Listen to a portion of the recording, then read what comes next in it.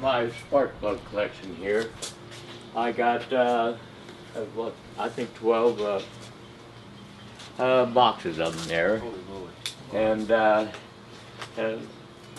there's some pretty rare ones around there, like that one there and this one. Oh my here. gosh, that's interesting. And there's the reason that there's so many spark plugs made. There's about 6,000 different makers of spark plugs, known makers of spark plugs.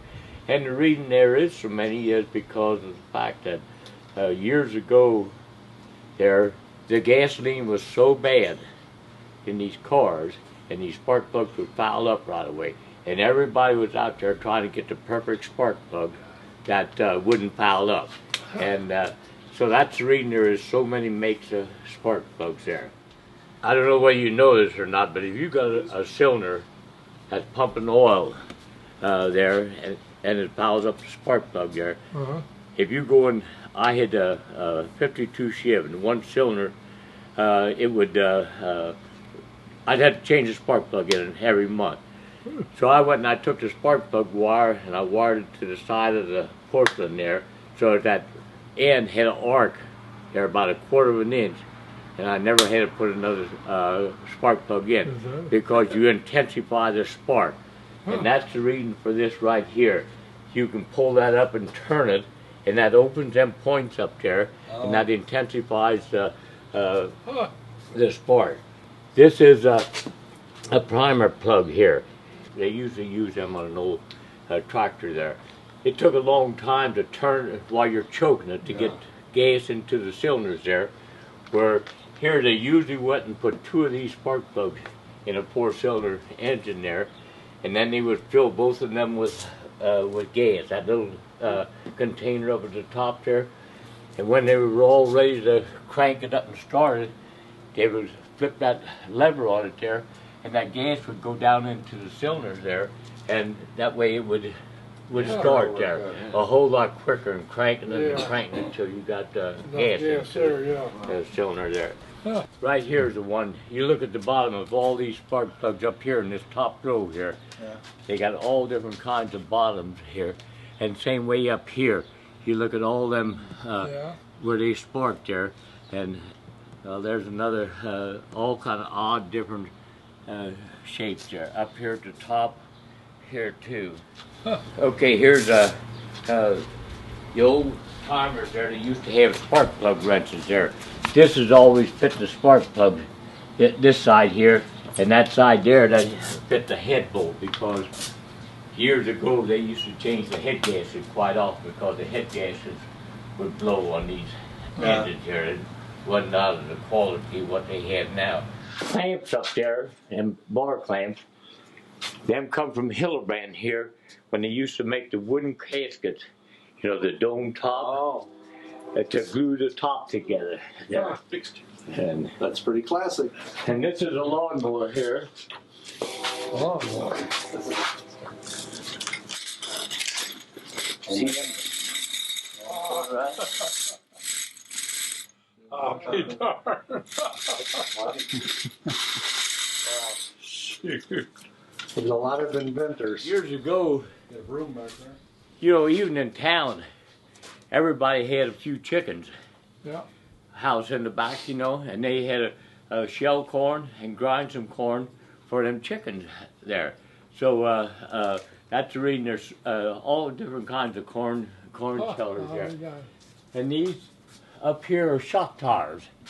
Not exactly tires, they're shock compressors to compress the shock so that you can put a string around and tie it there. Frank Code made the, well, he only made the 28-inch, 32-inch, and the 4-footer and the 6-footer.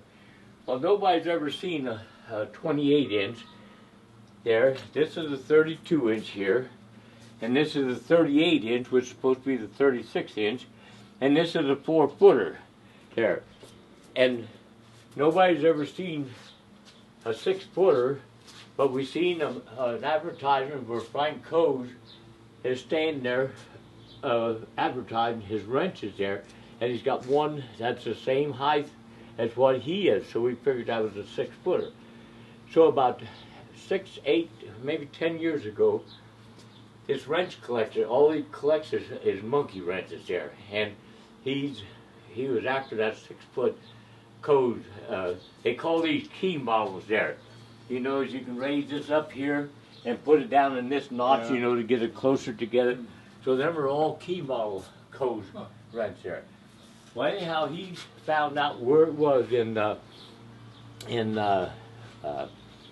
Connecticut there. So he went up there and drove all the way up there. Here, when he got there, here the person that had it had just sold it here. And that's probably the reason the word got out.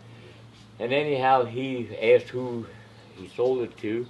So he went over to see who it was, and it was a woman with some distant relation of Frank Coase there. And he said, well, if you ever decide to sell it, would you give me first chance there? So about 3 years later, she called him. So he drove all the way up to Connecticut again and bought that wrench. So now we know that he made one for sure, but we don't know whether he made any more than one, because that's the only one we know of. So me, I wanted a 6-footer. I knowed I wouldn't get one.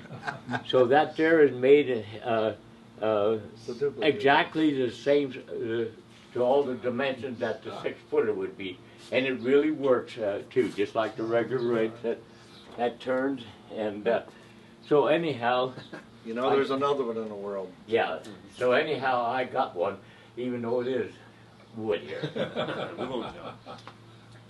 So when you're shopping around at the shows looking for new wrenches, what are you looking for? A better version of what you have, or something that Well, you don't have? some are in pretty bad shape, you know. Well, not the ones you see, but you always look for a better one of the one that you got. Yeah. Besides something that I don't have. Sure. And the thing of it is, there,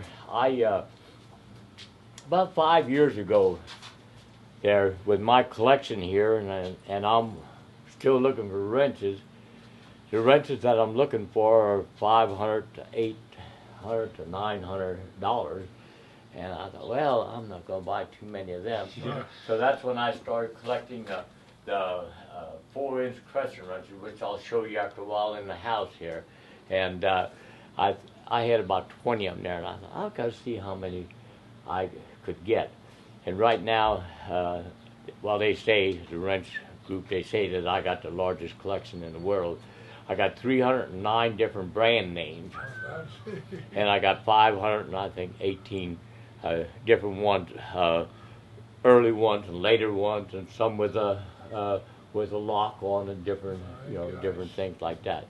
So anyhow, there's still a lot of wrenches out there that I would like to have. Right. These are, they call buggy wrenches here, you know, to get, and wagon wheel wrenches to get inside the hub, Oh, yeah. to turn the nut off there. Yeah, that's okay. Here's a rare one if you want to take a picture of it here.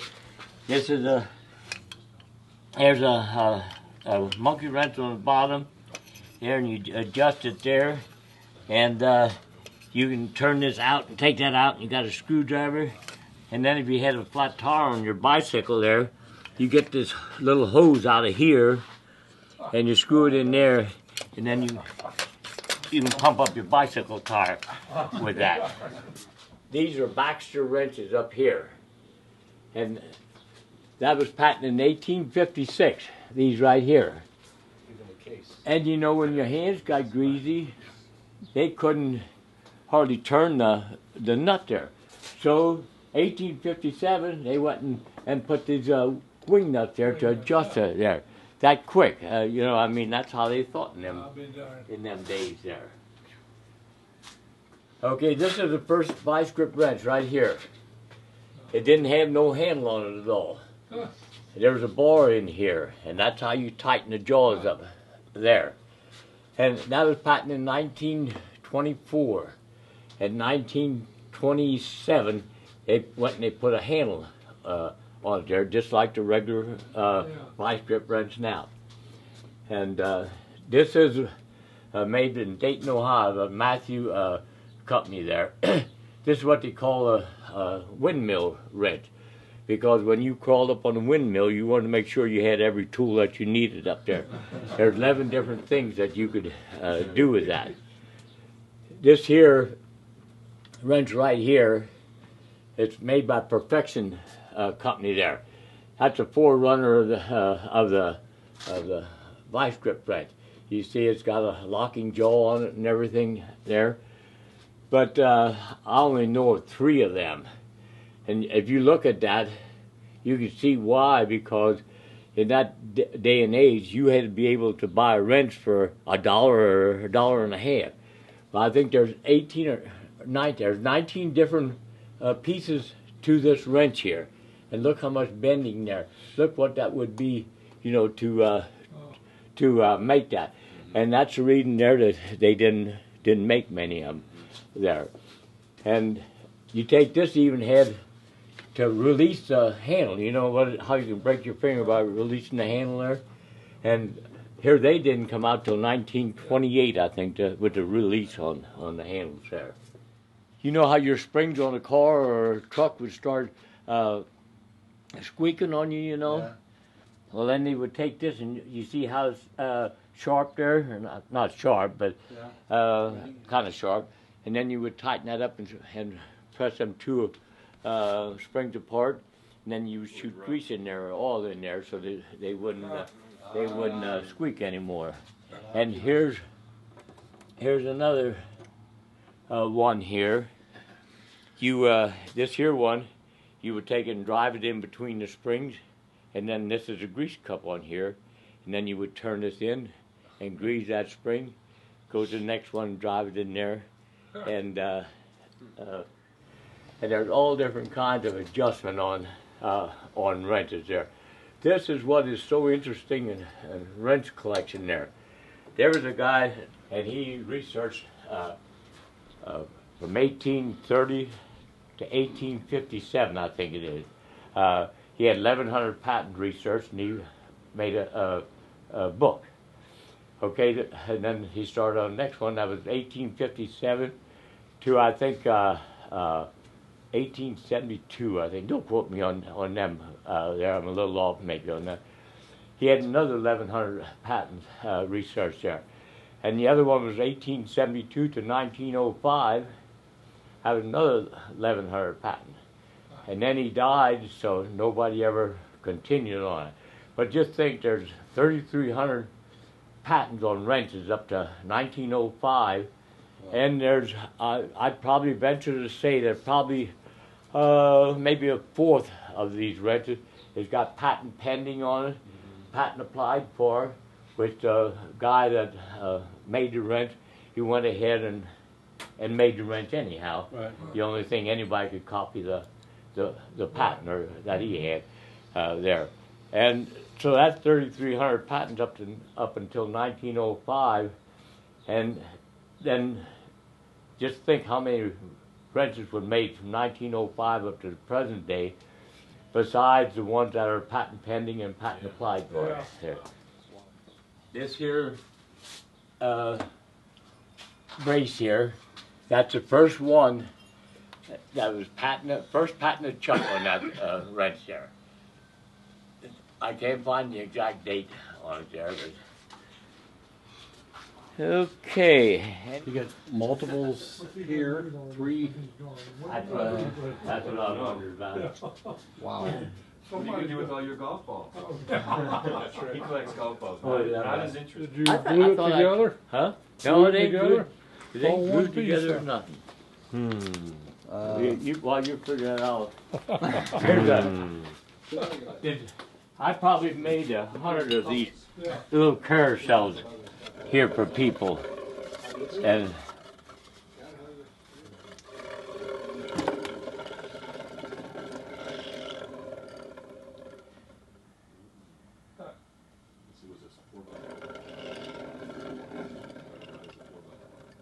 And then whittle it out, that's probably it. The 4x, the whole thing is one piece, And then cut it, and one then, solid piece. yeah. How does he cut the inside of that? Oh, I know. Yes. No. Now you 3D print something like that, and you print it up, and they make it out of 2 different kind of materials, and then the yeah, I got material different that's ones space there. in there. What's the story with that? This your this is you squeeze that, you know, make it wet, and you squeeze it there, and then you stick it in that half-inch hole there, and then you put it back in water again, and then it swells up, you know, and then you can't get it back out. I'll show you some good ones told in me all there. about it. I can't. Oh. Yeah, that's. Yeah. You're not supposed to tell your secrets. This right here, I drilled that hole in there so it would wind up right in the center of these, of here, you know, of this piece here, right in the center. Then I went and took a nail and I rounded off the head so it would run real smooth in there. And then I put it in there, and then I put wood putty on the top of it there to hold it down in there so that it would be riding right on that wood there. So Instead of that being drill or threaded, which seems like it is, it's got a little guide. That's unbelievable. so You're right. So I don't didn't tell. figure it out. So don't tell anybody. All these pictures here is not a bit of paint or stain on them there.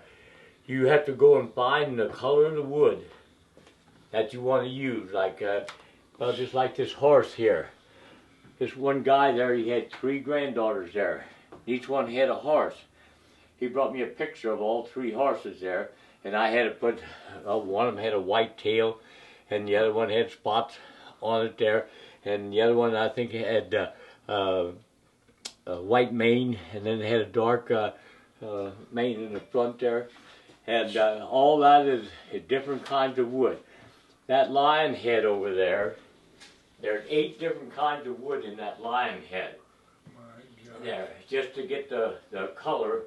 And then you got to use the grain of the wood to create your hair effect and that. It's like that pelican right here in front of you there. You see how, that ain't my best one, but you see how I look for a piece of wood that looks like wing feathers on it there? Yeah. I had about 10 of these tie bars and tie tacks here. Oh my gosh. And I think there's 220 or something up there now. And they're all tools and wrenches. And these tie bars is out of style now. Nobody wears them anymore. And tie tacks, and you can get over here and look at them. But every one is tools or wrenches. A guy by the name of J.P. Johannesson in Sweden. There, that's inside there. In 1892, he invented and patented this wrench right here, just made out of a bar of steel there.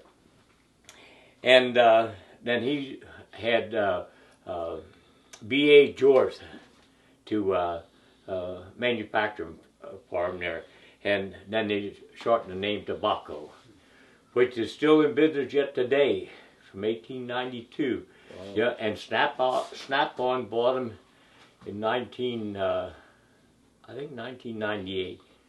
There, Snap-on bought them, but he won't change the name because it's such a good. They make such a good tool. They still make this here pipe wrench today.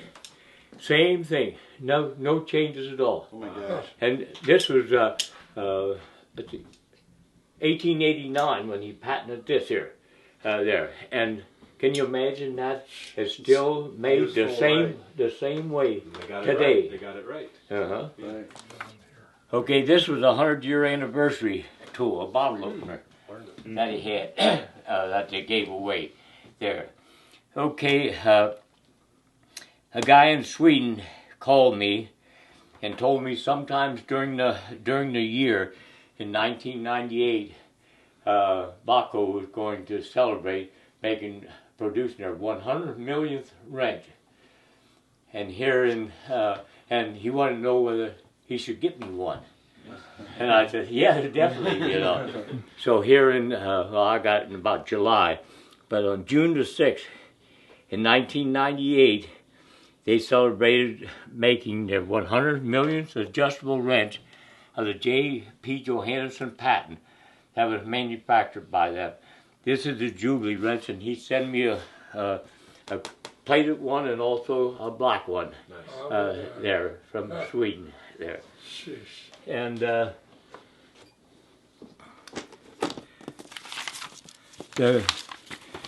these are the wrenches that they made that about 1892, and this wrench right here with that handle, it was made in 1910, and that's impossible to find even over Sweden because they didn't make that many of them there. And then in 1914, you could buy them with a 45-degree angle head or a 15-degree head on it there. And these are, they come out in 1984. They come out with this kind of handle. In 1992, they came up with that handle there.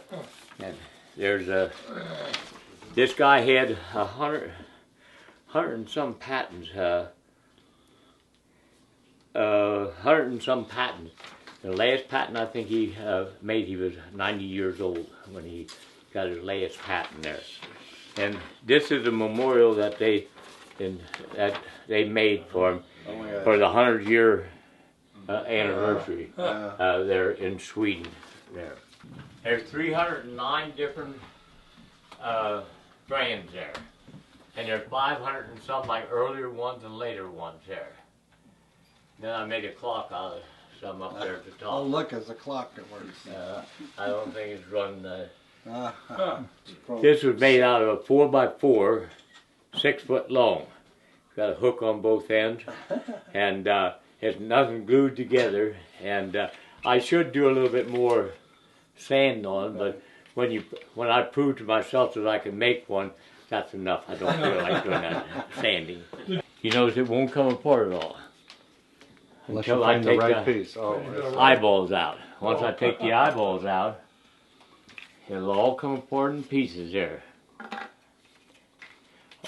And it's a puzzle. Yeah, I hope you know how to put it back. Well, when you got 11 grandchildren, you mark the pieces here, you know, I mean. Because they have a tendency to take them apart and they want to put them back together again. Well, anyhow, you see how it works. and you figured the thing out from scratch and designed the fitting and... Yeah, it's all, there's no patterns to this. Like, I'll go out in the garage and, well, this was a 2x4. And I thought, well, I'd make a nice fish puzzle. So I went and I drawed a picture of a fish on it there and sanded a little bit, well, cut it out here. Sanded a little bit here to make it look like a fish. I guess it looks like a fish here. And then I just started cutting freehand on it. There's no... Oh, really? No patterns or nothing for these. I told my wife when I started collecting tools. See, I used to be a carpenter. That's the reason I got carpenter tools. I got a bunch of them upstairs in the other garage there, but you can't get to them now. But I told her, I said, if I ever get a wooden brace inlaid with brass, I'll be satisfied. I don't need anything else. Well, I got that one there. And I think there's 10 in that box. So anyhow, these are a watch fob. You know, they used to have them on their watch chain. Oh, yeah. Watch chain there. Oh boy, I've goofed them all up here. But anyhow, these sold in 1904 for a quarter apiece. Exact replica of the monkey wrench. Even the screw here, you know, to adjust it is a left-handed thread, just like all your monkey wrench is a left-handed thread. And they sold for a quarter. Which was a lot of money back then. Oh yeah, And now they sell anywhere from $25 to $50 a piece. Here. Okay, here's a snake here. It's 6 foot long. It winded up to. Oh my God. and I cut that out with a circular blade, and see, that's what makes it so flexible. There. But that's 6 foot long. See the tail up there? Yeah. Way back Oh there. my gosh, yeah. Now, how long would it take you to make one of those things? I mean, That there takes a long time because you know when you take them on a scroll saw, you have to take it from. You start it on the scroll saw here, right here, and then you got to go around. Then you got to turn it back this way and around, and then you got to turn it way around the other way. So what you have to do when you're making a snake, you have to hold it there, and you have to duck it underneath of it and get it so you can come out over here on this side. I think when we were watching TV, Joe was out working on yeah. Set of wrenches here that I can take out in the field here, and I'll have all the wrenches that I need here. I made them, and you open it up, and all the different size wrenches are in there. So. I mean, are they usable or you don't use them? They're wood. That's what I thought. Yeah. Oh. But see, they won't come out. Yeah. And I bought this here, and there's 10 shells and 3 wrenches in each shell there. So that's, well, I should have 180 wrenches here, but I think I'm missing 8 of them there to have them all filled. Now here's something here that you've probably never seen before, never heard of. You know when the old timers used to go to out west, you usually always took 2 hogs with them there so they could raise hogs for something to eat. And when they got out there, they could never find no hog ring, but they could always find plenty of horseshoe nails because they drove the horses out there. So this guy here, he went and he patented this. I think, I'm not sure, but it was right at the end of 1800s when he patented this here to make hog rings out of horseshoe nails. And I don't have a nail right here, but what you do, you would take the end of this and you would cramp it in here, and then you would take your thumb and bend it around like that.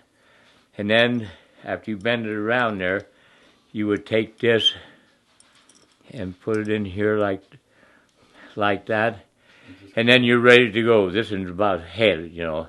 But then they had they could make a hog ring out of horseshoe nail. You guys know what a hog ring is, even? We used to put them in, and they keep them from rooting up the. I was not the best person in math here, so I'm still bad on math here now. And okay, let's just take I gotta take this here to with the 3 and 7. Okay, now what's 3 and 7? How much was that? 10. 10. Take that in out and see whether it's right. Oh, and it's going to balance up. Yep. Well, you're Get it pretty. right? You're pretty smart there. My God. And okay, and Wow. okay. Well, let's just go 6 and 3 while we're at it. That'd be 9. Let's see whether that works. Okay. All I right. think that's true. To get that. That has to be perfect. Let's just take 3 of them out of here. And they're all the same? Same nuts, yeah. Yeah. Oh, Bolts, they're yeah. not different. Okay. What's 3 and 2 and 1? 6. Are you sure? Yep. By God, you guys are real mathematicians here. Unbelievable. Yeah, that is unbelievable. Yeah. Why this wrench is that way? It's a like an adjustable. You can different size nuts you can put on it. No. Yeah, you're on the right track. I don't even have a bolt here. There's supposed to be one here. Anyhow, you put a bolt in there or on a nut, and it's a ratchet wrench. You just go that way, and then you can Comes just back. It catches. bring it back. It's a ratchet wrench there. Does anybody know what that is? That's a square. This is a fly sprayer. It's made by Hudson Company, which is still in business yet to this day. You got a bottle or jar, and you put the fly spray in there, and then you just go. Oh, Just don't suck in. Yeah, but that'll just spray out a mist I'll be there, and is made by Hudson my Sprayer God. Company. I didn't make that, but that's a monkey wrench, you know. Well, it's a monkey wrench. If you ever see a wrench like this, you want to make sure you pick it up. Bradley's Wonder. Bradley's Wonder. Because that's what? Very valuable? Uh-huh. I've had so many people trying this, but nobody's ever been able to do this. See how I got that bottom one in there? And that bottom error in there. And then this top error. Okay, I know how you do this one. I'm trying to think how you do that one now. Well, I had to squeeze this piece here together. And the secret to it is I put this wide piece in a vise, and I left it soak for 2 weeks ahead of time, and I put that in a vise. This piece here? Yeah, this vertical piece here. piece? Yeah, I put that in a vise, and then I left it in there for about 2 weeks, because that way, when I took it out of the vise, it didn't move or anything. You squeezed it this way or this way? This one here, I squeezed. Squeezed from the side. Yeah, this Right, way. okay. All right. And then I was able to put it in there. And what everybody does But there, they just leave it in there a short period of time. When you take it out of the vise, it starts expanding right away. Let's see, how did I do this? Had you pulled it up, you went through this hole and let it dry and went down, and then you put this one in. Okay, you're thinking there, but when you open it up, it wouldn't go up far enough. See, it wouldn't go up far enough. Oh my here. gosh, you won. So Okay. what I done, I took a string and put it through that hole, and then I had it come out in here, this string. So I'll put this in there, and then after I got it in there, then I soaked it and got them holes to open up, and then I went and I juggled that string on both sides so that I could pull this here through there. It was a tight fit to get that to go through there. But you had to go through this hole? No, yeah, the strings I had up here. Yeah, but how'd you get... Okay. Okay, and then after I got that one in, then I went and I put this one in here. Right. Then I put it back in the water again and let this one swell up and this one swell up to their original shape. Ah. I had a nightmare, I guess. I was thinking about drinking, I guess. And I thought, hey, I ought to make a bottle puzzle. So I went the next day, and actually I found a 4x4, and I went and I rounded it up and that. And then I went and I cut that out. It's a puzzle, it'll only go one way. And now, well, anyhow, that'll open up all the way down to the bottom. Oh my there. God. So, Fish yeah. bottles? Yep. So, anyhow, I call that, I guess I had a nightmare Yeah. one night. And put the That holds her all put the together. cork back. Awesome. And it won't There it is. won't- More chains, little chains. All right, let's see now, Lauren. Okay.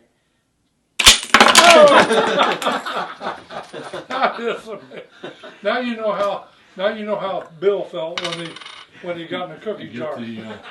This is another wrench that I Bill was. wanted and couldn't find. So I went and I made me one. It's a leaf adjust, you know. Each one of them is a 16th of an inch thick, you know. And so I made that. This one is made in Indianapolis Stamping Company. There, each one of them is a 16th of an inch thick, you know. Feeler gauges or what? No, it's for Adjustable wrench. no, it's Oh, a an wrench. adjustable wrench? Yeah, Oh my it's a- gosh. yeah, see? Oh, I see. Just pull back. Each Set one it you for pull what you back want, is a yeah. 16th of Gives an you inch another bigger. One of those. Here's another one, Unbelievable. and this is the one that's It's a metric. a 32nd. Yeah, this is a metric one, a 32nd of an inch. Now this is a magic chain. You ever see this chain? Hold your finger up there like that. Now, do you think there's any chance that I can take that off your finger without taking it off the end here or turn it loose here? Is that possible? Doesn't look like it. I'm going to turn it loose. Okay. If there's any magic in there yet, it should work. And you don't trust me at all, so I'm going to put my finger on top of yours so it don't come off.